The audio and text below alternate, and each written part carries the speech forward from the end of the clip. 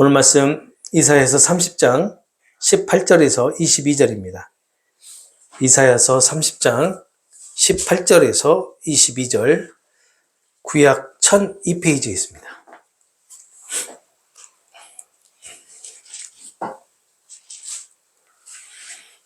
자, 찾으셨으면 우리 한 절씩 교독하겠습니다. 그러나 여호와께서 기다리시나니 이는 너희에게 은혜를 베풀려 하시며 일어나시리니 이는 너희를 긍휼히 여기려 하심이라. 대저 여호와는 정의의 하나님이시라. 그를 기다리는 자마다 복이 있도다. 시온의 거처하며 예루살렘의 거처하며 너는 다시 통곡하지 아니할 것이라.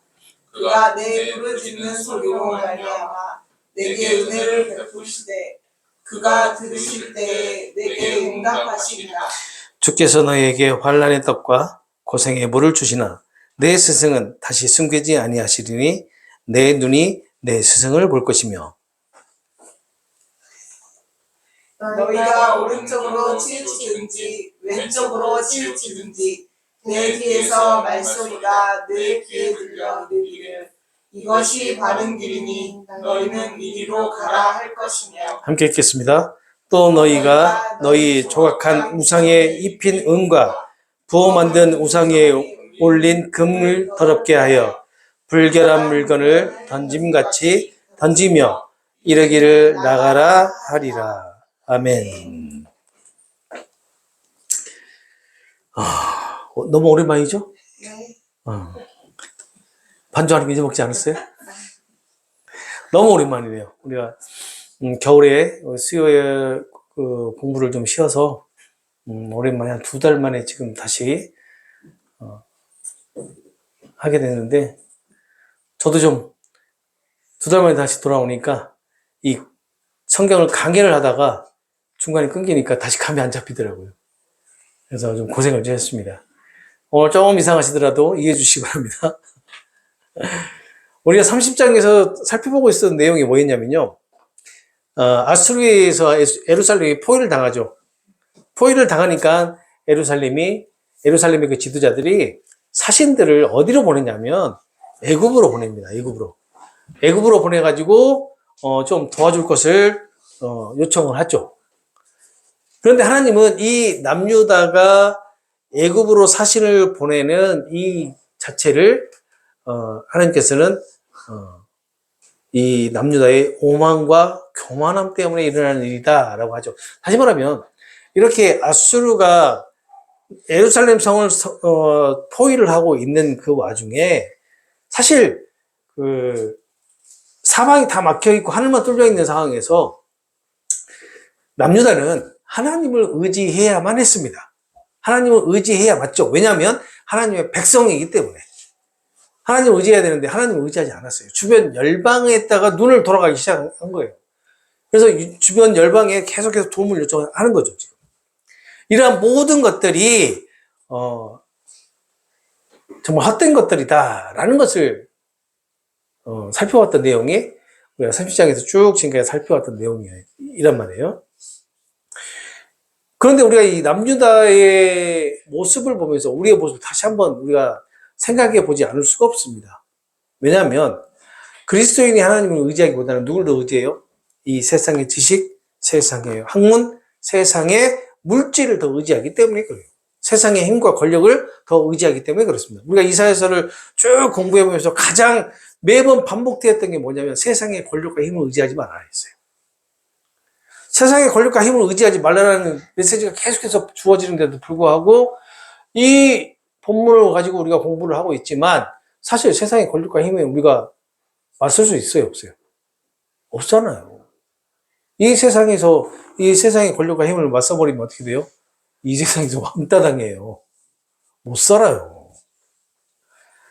그저 그렇게 우리가 연약한 존재다라는 것을 얘기를 하면서 그래서 너희들이 하나님을 의지해야 되지 않겠냐?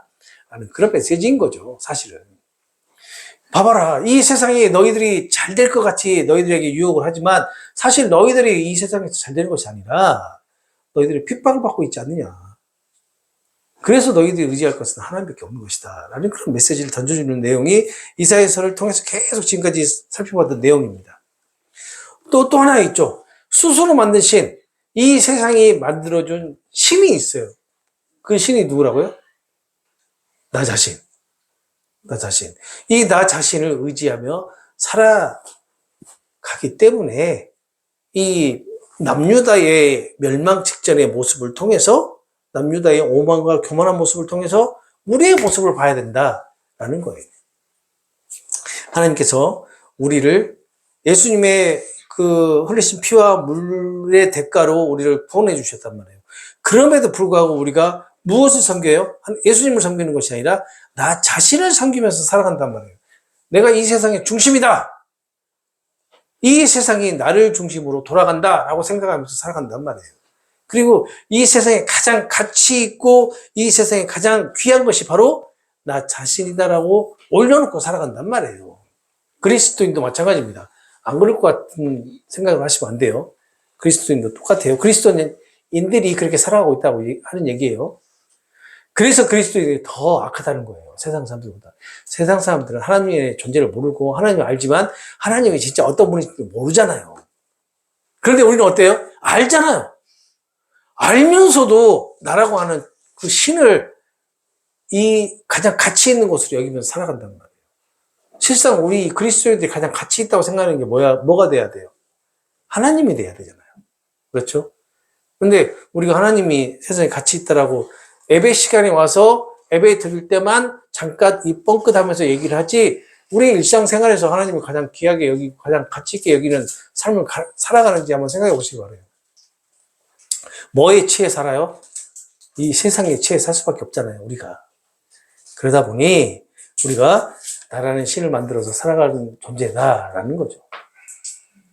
이처럼 하나님을 의지하지 않고 주변 열방인 애굽을 의지하려고 하고 애굽과 동맹을 맺으려고 하는 그 유다를 향해서 비난했던 내용이 17절까지의 내용입니다. 근데 여기서 비난에서 멈추지 않고 12절에서 14절을 보시게 되면 심판을 예언해 주시기도 해요. 너희들 그러면 심판을 받을 것이다 라는 그런 내용. 그 심판의 내용이 뭐냐면 깨진 그릇처럼 완전히 부서져 쓸모없는 상태가 될 것이다 라고 하는 그런 말씀을 주신단 말이에요. 남유다 너희들 자신들이 스스로 너희들이 구원할 수 없는 무력한 상태임에도 불구하고 너희들은 너희 자신이 이 모든 것을 해결할 수 있다라고 하는 그런 오만한 생각을 가지고 있다라고 얘기를 하면서 철저하게 심판을 받게 될 것이다 라는 것을 나타냅니다.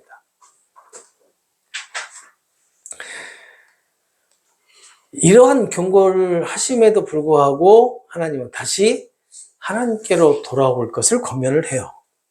심판의 메시지도 주지만 항상 하나님은 어떻게 해요? 회복의 메시지도 함께 주신다는 것을 말씀드렸죠. 그렇지만 남유다가 그걸 원해요, 원하지 않아요?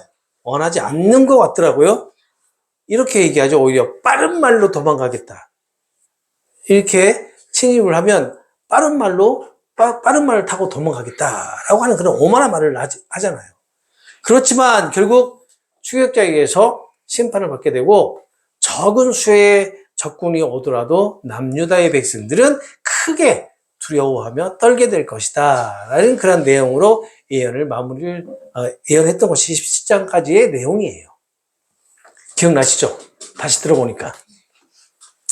하지만 오늘 본문에서는 하나님께서 은혜를 베풀어 주셔서 남유다를 기다려 주시겠다라고 하는 그런 메시지를 주십니다.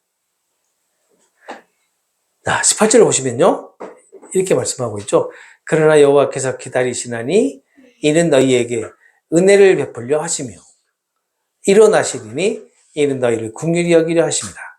대저 여호와는 정의의 하나님이시라. 그를 기다리는 자마다 복이 있도다 라고 한단 말이에요.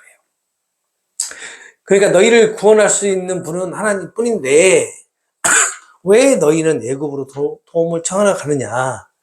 너희가 모두 흩어지고 남은 자가 얼마 되지 않겠지만 하나님은 너희에게 은혜를 베푸기를 기다리신다. 왜 남유다가 흩어져요?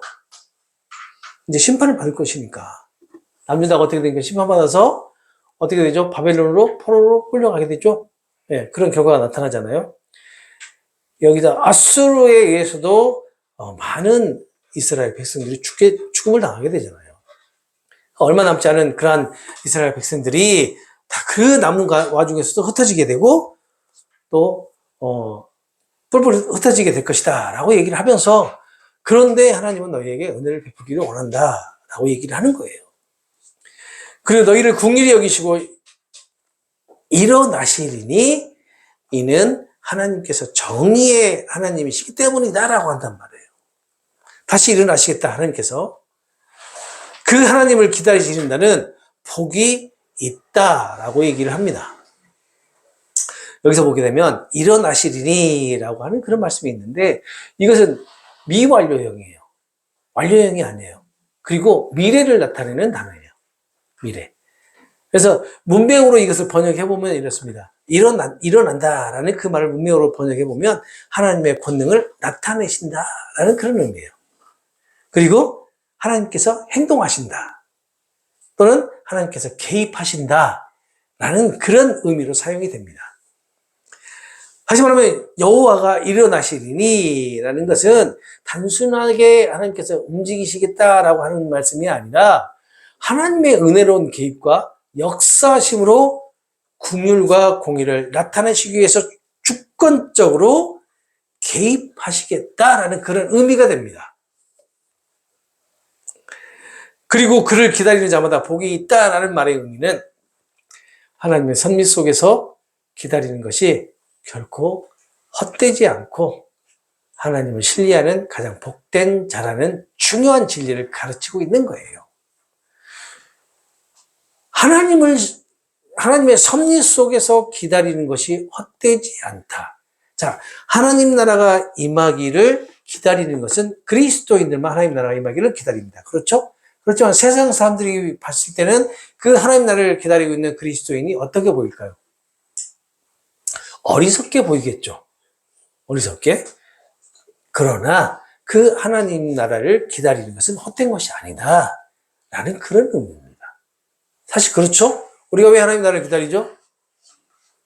구원받고 부활해서 그렇죠. 하나님 나라에서 하나님을 찬양하는 자로 하나님 나라의 백성으로 살아가는 것을 우리가 알기 때문에 기다리는 거 있잖아요. 그러나 세상 사람들이 이걸 알아볼라요? 몰라요. 그렇기 때문에 우리 보고 어리석다라고 얘기를 하는 거예요. 미련하다라고 얘기하는 거예요. 눈에 보이지도 않는 하나님 나라, 있을지 없을지도 모르는 하나님 나라를 기다리고 있느냐? 이 바보들아! 라고 얘기를 하는 겁니다. 그래서 우리가 봤을 때는 누가 바보예요? 세상 사람들이 바보예요. 너희들은 영원한 지옥의 불못에 떨어져서 고통받게 될 거지만 우리는 뭐예요? 하나님 나라에서 하나님의 보호 아래서 하나님을 찬양하면서 살아가게 될 것이다. 천국에서 살아가게 될 것이다. 라는 그런 믿음이 있기 때문에 그런 거 아니겠어요? 자, 하나님을 신뢰하는 가장 복된 자라고 이제 하나님을 기다리는 것은 그렇게 복된 자라고 얘기를 하는데 하나님을 신뢰한다는 것은 어떤 의미가 있을까? 하나님을 신뢰한다는 거. 이것은 하나님을 믿는다라는 그런 의미가 돼요. 믿는다. 그런데 생각해 보세요. 신약에서 이 믿음이 그리스도인의 안에서 스스로 믿음이 나와요? 아니면 하나님의 선물로 주어져요? 선물로 주어지죠. 그렇다면 하나님의 백성들의 믿음이 있어요? 없어요? 없다는 것을 지금 말씀하고 있는 거잖아요. 그죠? 하나님을 신뢰하는 자마다, 그를 기다리는 자마다 복이 있다. 하나님을 신뢰하는 자마다 복이 있다라는 그런 의미란 말이에요. 그러면 신뢰하다는 그 말을 바꿔보면 믿는다라는 그런 의미가 된단 말이에요. 그런데 그 믿는다라는 의미가 이 그리스도 안에서 스스로 믿음이 나오는 것이 아니라 선물로 주어지는 것이라면 밖으로부터 엑스트라 노스 프로노비스, 밖으로부터 나를 위해서 이렇게 들어오는 것이라면 과연 하나님의 백성들의 믿음이 있기 때문에 그러는 거예요? 아니면 없기 때문에 그러는 거예요? 없기 때문에 그러는 거잖아요. 믿음이 없다라는 것을 지금 말씀하고 있는 거예요. 하나님의 백성들이. 사실 유다 백성들이 바벨론에서 의해서 멸망을 할 때 하나님을 향한 믿음이 있었어요? 없었어요? 없었어요. 그때까지만 해도 계속 뭘 섬겼어요? 우상을 섬겼어요. 우상을. 일부 남은 자들만 하나님을 배신하지 않고 배교하지 않고 하나님을 섬기고 하나님을 믿었어요. 그들에 의해서 다시 포로에서 돌아와서 다시 재건을 하고 다시 회복의 역사가 일어난단 말이에요. 그렇다면 멸망하기 직전까지는 없었다. 믿음이. 그 믿음 없음이 오늘을 살아가고 있는 우리에게도 그대로 적용이 된다라고 하면 어때요? 맞아요. 우리도 믿음 없어요. 모든 그리스도인들이 믿음 하면서 믿음이 있다. 나의 믿음이 그 누구보다 강하다. 내 믿음이 크다라고 얘기들 하지만 사실 그 믿음이 우리가 말하는 믿음이 바울이 고백하는 것처럼 선물로 우리에게 주어진 것이라면 우리는 믿음이 없다라고 고백하는 것이 맞지 않겠냐는 거예요. 여러분은 어떻게 생각하십니까? 그래도 믿음이 있다라고 주장하시렵니까? 맞아요. 믿음 없어요, 우리. 선물로 주어져야지만이 일방적인 하나님의 은혜, 예수님의 십자가의 그 은혜가 우리에게 주어짐에 우리에게 그 믿음이 선물로 주어지지 않으면 우리는 사람을 믿지 않아요. 믿지 못하는 존재예요. 왜요? 선악과 닮고 하나님같이 되고자 했던 자들이 우리잖아요. 그렇잖아요. 그런데도 우리는 믿음 하면서 믿음이라는 단어를 입에 달고 삽니다. 자, 그러면서 19절을 보게 되면 이렇게 얘기합니다. 시온에 거주하며 예루살렘에 거주하는 백성아. 여기서 시온하고 예루살렘이 두 개 나오는데 이건 예루살렘을 얘기하는 겁니다. 이건 강조하는 거예요, 강조. 자, 예루살렘에 거주하는 백성아, 너는 다시 통곡하지 아니할 것이라. 너는 다시 통곡하지 아니할 것이다. 예루살렘 백성들한테. 무슨 말이에요? 통곡을 왜 했어요? 아수르가 계속 침입해서 나라를 침략하고 백성을 죽이니까 통곡했잖아요. 그럼 통곡하지 않을 것이다 라는 말은 어떤 의미입니까? 다시 회복할 것이다 라는 의미가 되겠죠. 회복의 메시지죠. 그가 내 부르짖는 소리로 말미암아 내게 은혜를 베푸시되. 그러니까 이스라엘 백성들이 남유다 백성들이 부르짖는 소리로 말미암아서 이 남유다에게 은혜를 베푸시겠다는 거죠. 그가 들으실 때, 그가 누구예요? 하나님이 들으실 때 내게 응답하시리라. 하나님께서 응답하시겠다는 거예요. 자, 다시 통곡하지 않을 것이다 라는 의미를 단순하게 감정적인 그런 위로를 하는 것이 아니라 하나님의 구원과 회복이 임할 것을 의미하고 있는 거예요. 이 말을 깊이 묵상해 보면요, 하나님께서 언약의 신실하심으로 그 언약을 성취하신다라는 그런 의미로 우리가 볼 수가 있죠. 그리고 부르짖는 소리를 들으신다라는 것은 기도를 들으신다라는 그런 의미가 됩니다.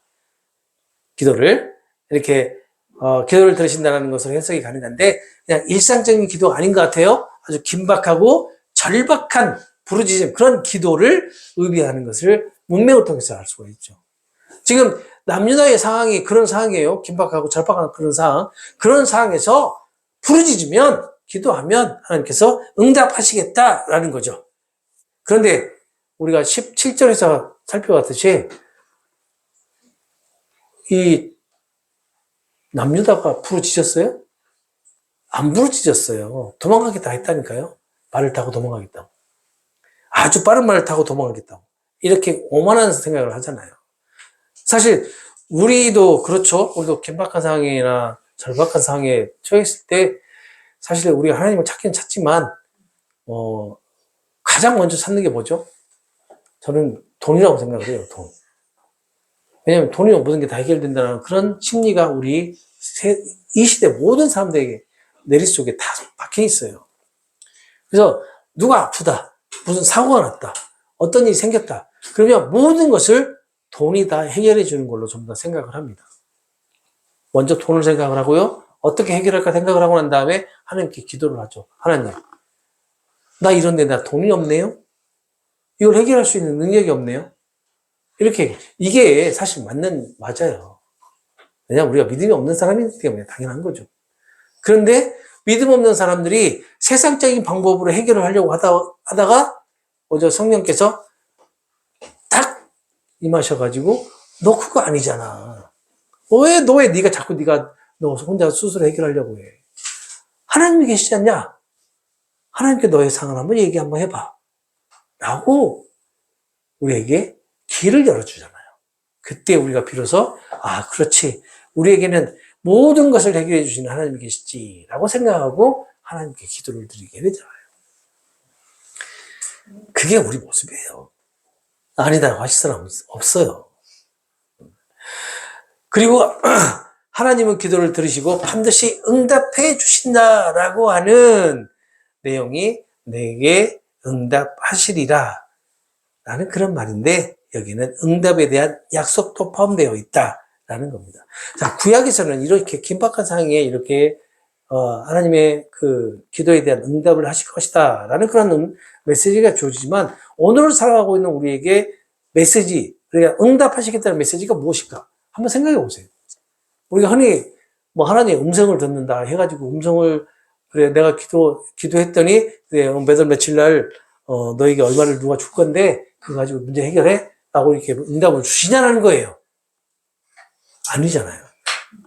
응답을 준다는 그 말의 의미가 뭐냐면, 우리에게 기도할 수 있는 기도의 제목을 주시잖아요. 그러면 우리가 기도를 하면서 누구 이름으로 그걸 구해요? 예수님의 이름으로 구하잖아요. 그게 응답인 거예요. 다시 말해, 예수님으로 이름으로 구한다는 건 뭐냐면 예수님의 뜻을 구한다는 거예요. 그게 바로 응답이라는 겁니다. 예수님의 뜻을 구하는 것이. 그래서 우리에게 이렇게 기도의 제목으로 주어지고, 또 우리가 그 기도 제목을 가지고 기도를 하면서 예수님의 이름으로 기도를 하고 예수님의 뜻을 구하기 때문에, 이미 예수님께서 우리에게 주신 그 기도 제목은 응답받는 기도다. 예수님의 뜻이 이루어지기 때문에 그렇습니다. 네. 자, 계속해서 20절에 주께서 너희에게 환난의 떡과 고생의 물을 주시나 내 스승은 다시 숨기지 아니하시리니 내 눈이 내 스승을 볼 것이며 라고 합니다. 정말 어렵죠? 뭐 갑자기 환난의 떡이 나오고 고생의 물이 나와요. 그리고 맹탕 없는 내 스승을 숨기지 않을 것이다 라는 그런 얘기가 나오죠. 그 내 눈이 내 스승을 볼 것이다. 이걸 어떻게 해석하냐고요. 우리가 구약의 내용을 보면서 이렇게 나와버리면 이 문자 그대로 해석을 해야 된다면 어떻게 해석을 하겠어요? 너무 힘들잖아요. 그죠? 환난의 떡, 고생의 물은 뭐냐면요, 환난의 떡은 고난 중에 먹는 떡을 얘기합니다. 다시 말하면 힘든 상황 속에서 주어지는 양식을 의미해요. 그리고 고생의 물은 궁핍과 시련 속에서 마시는 물을 의미하는데, 고난을 통해서 하나님의 가르침과 인도하심을 체험하게 된다라는 그런 의미라고 할 수가 있는 거죠. 여기서 마찬가지 내 스승이라고 나와 있는데, 내 스승은 문자적으로 말하면 이스라엘을 인도하는 영적 지도자, 그리고 선지자를 가리키고 있는데, 문맥을 보게 되면 여기서는 하나님을 의미합니다. 하나님, 그리고 하나님의 말씀을 가르치는 그런 존재들, 그러니까 하나님의 말씀을 가르치는 선지자 또는 지도자들을 의미한다는 것을 알 수가 있어요.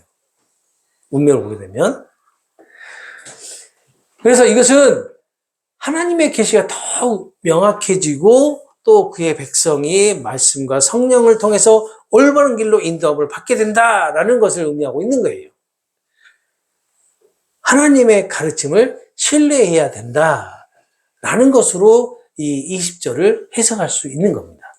그러나 여기서 우리가 본문만 보게 되면, 우리가 개역기전으로 번역된 그 본문만 보게 되면 이것이 그런 내용인지를 알 수가 없죠.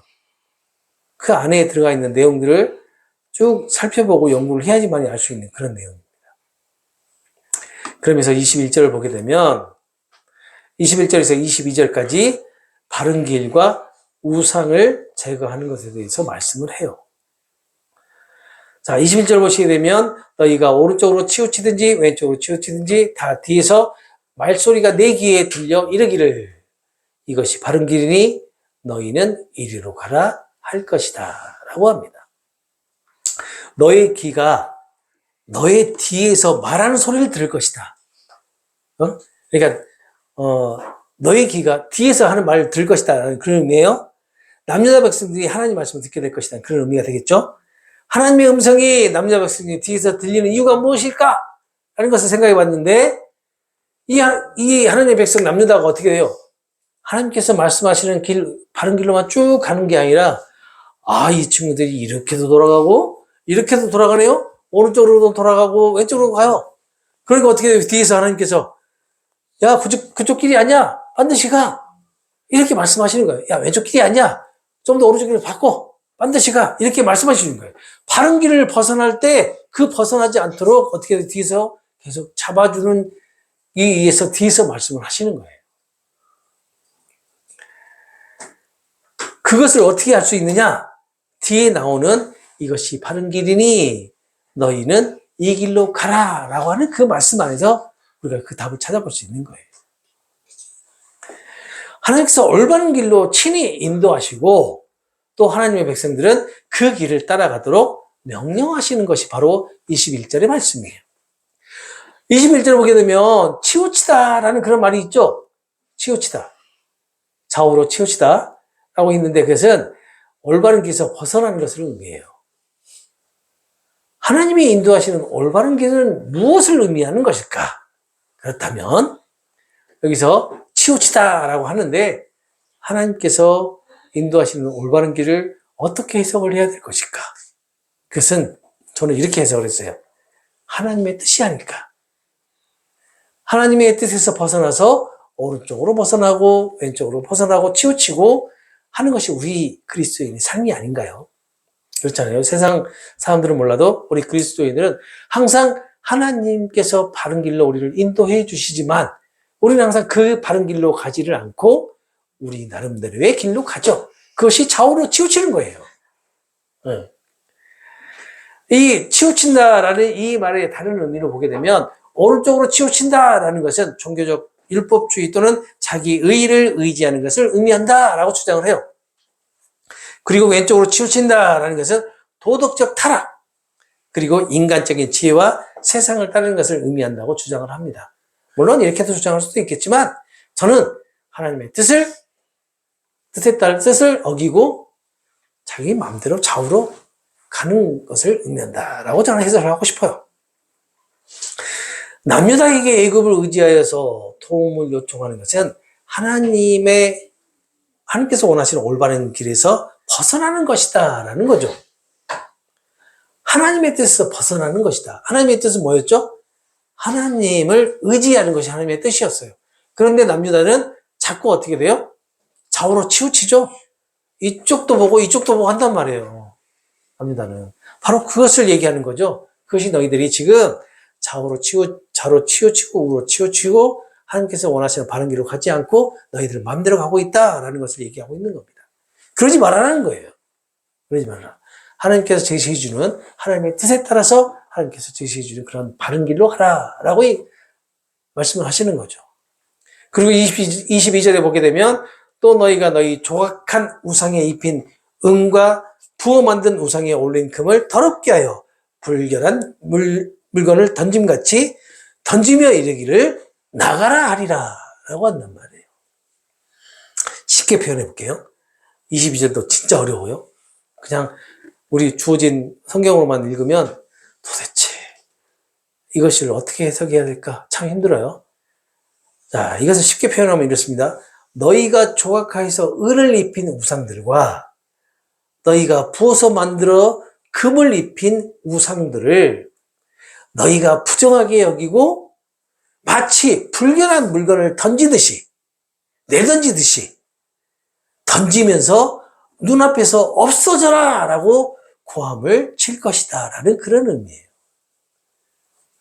이것을 어떻게 보면 이제 우상을 버리고 회복하는 그런 메시지다라고 할 수가 있죠.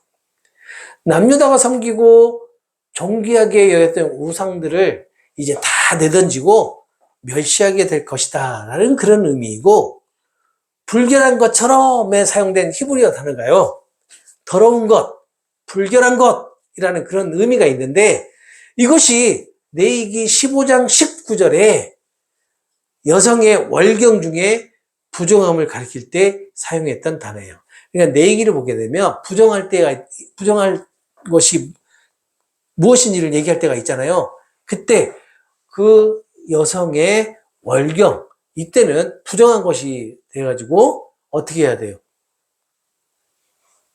그 부정에 따르는 그러한 어떻게 피하는 방법이 있어요. 지금 내 얘기를 쭉 넘어가야 되는데 넘어가기 좀 그렇고, 뭐 서로 접촉을 하면 안 되고 부정하기 때문에 그러잖아요. 이 이스라엘 백성들은 이 토라에서 주는, 그러니까 율법이 주는 그러한 부정함을 피해야 되는 그런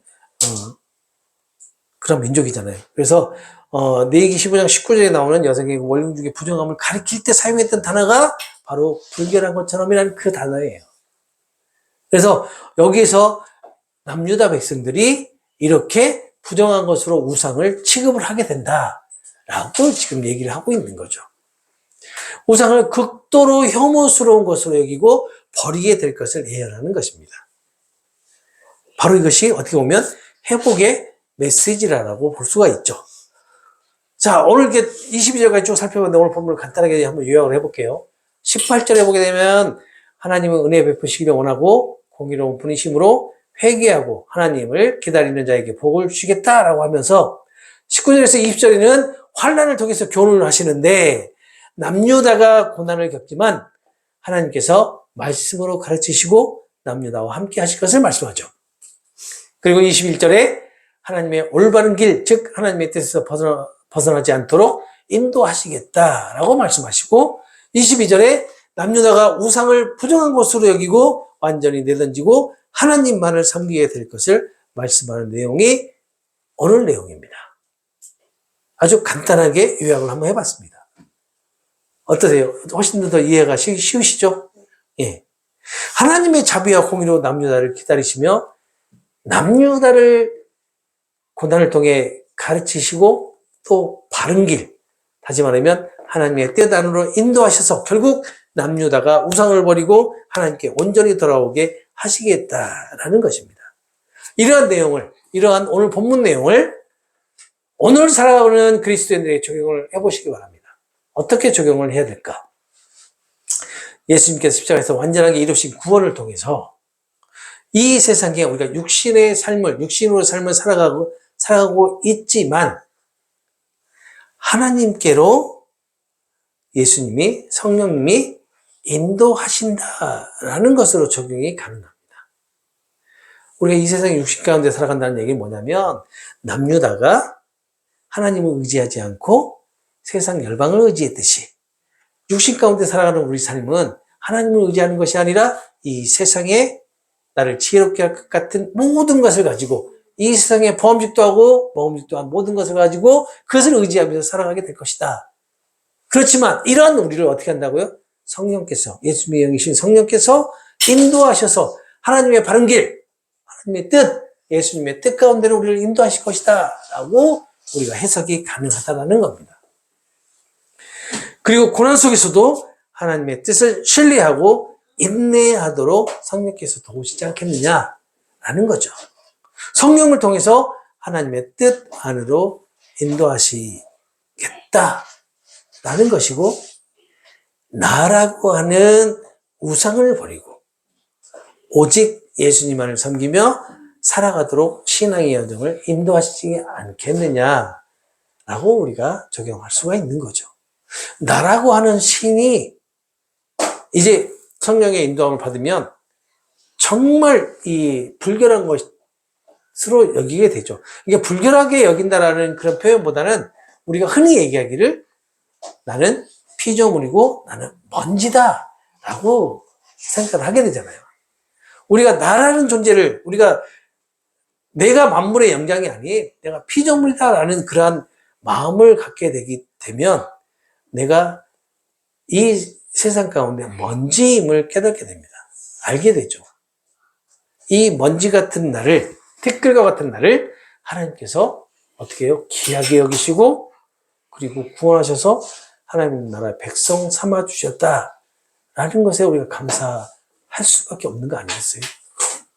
이것이 오늘 본문을 통해서 남유다에게 회복의 메시지를 주는 것이지만 어떻게 보면 오늘을 살아가고 있는 그리스도인들에게 이런 회복의 메시지, 은혜의 메시지를 함께 주시는 것이 아니겠느냐라는 겁니다. 여러분들 어떻게 생각하세요?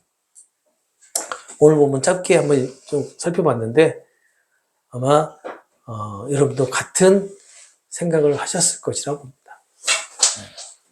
그래서 그리스도인으로 살아간다는 게 복된 삶이 아니겠어요? 세상 사람들에게 이런 걸 얘기해 줘 보세요. 세상 사람들 믿겠어요? 안 믿죠? 너 티끌이야? 그러면 맞아 죽는다니까요. 안 그러겠어요?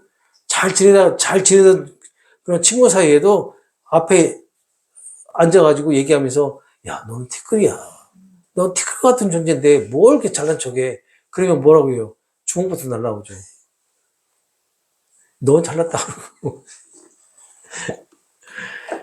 그 세상 사람들이 이걸 몰라요. 그런데 하나님께서 특별하게 창세전에 선택한 하나님의 백성들만 피조물이고 티끌이고 그리고 먼지와 같은 존재라는 것을 고백하게 됩니다. 이게 얼마나 큰 은혜냐면 내 자신을 부인하는 거예요. 그것이. 나를 신처럼 모시면서 살아가던 우리가 내 자신이 신이 아니라 먼지와 같은 존재입니다. 라고 고백하는 것이에요. 아마 하나님께서는 그걸 원하시지 않을까요? 그러면서 이 먼지와 같은 존재를 존귀한 자로 여겨주시는 하나님을 찬양합니다. 이것을 원하시지 않을까요? 예수님께서 이루신 그 이루심이 뭐예요? 우리 먼지와 같은 존재, 우리 피조물을 어떻게 해요? 하나님 백성 삼아주시고 구원을 완성해 주시고 이것을 찬양합니다. 라는 것이 원하지 않겠냐는 거예요. 너 잘났니 나 잘났니 하지 마시고 이 세상에 교회 안에서 도토리 키재기 하듯이 믿음 이렇게 이렇게 키재기 하듯이 이렇게 막 견주지 마시고 똑같아요. 서로 목사나 이제 막 시작한 성도나 권사나 장로나 집사나 안수 집사나 똑같아요. 똑같은 먼지예요. 똑같은 성도고 똑같은 뭐예요? 티끌이에요. 똑같은 피조물이에요. 그런데 하나님께서 오늘 또 보잖아요. 오늘 또 보게 되면 은혜를 얘기하시잖아요. 은혜를. 하나님께서 은혜를 베푸시기를 원하신다. 하나님께서 은혜를 베풀어 주시기 때문에 우리가 뭐예요? 하나님의 성도로 살아갈 수 있는 거예요. 그걸 잊지 마시기 바랍니다. 오늘 여기까지 하겠습니다.